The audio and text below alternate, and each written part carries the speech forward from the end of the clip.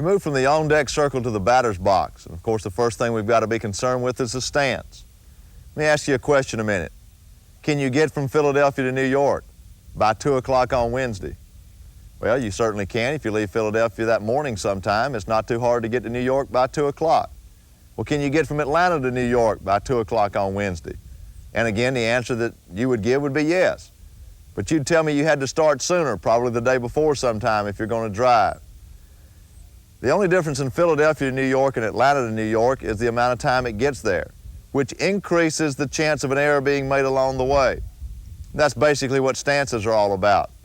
If you'll watch good hitters, you'll see a lot of different stances, and there's nothing wrong with that. All of them are a good combination of two factors, comfort and effectiveness. But the closer your stance can start to what becomes later our hitting position or attack position, the better off you are. So we want some drills so that people can understand the basics of their stance and get their stance somewhere close to the hitting position so that when they take their stride, they don't have to go a long distance to reach the good hitting position, thereby lessening the chance of an error made. Now, one good way to drill and check out the stance is to use a full-length mirror. You probably won't have one of these at practice, but remember we mentioned a while ago that if you make practices fun, people will go home and practice. And just about every home somewhere on a door has a full-length mirror. Get the child or the player, or you if you're the player, to stand in front of that mirror and work on your stance, perhaps also looking at your stride. But watch yourself in the mirror and check out your stance. It's a very good way to find out what a good stance is like. One of the important things in hitting is that the hitter get their head turned around enough so that both eyes can see the point of release. A good drill to work on this to let them know exactly how far to get the head around so that it's not too far and the shoulders and hips come with it is to cover the front eye, turn the head back toward the catcher, and then slowly turn back until the back eye can see the ball.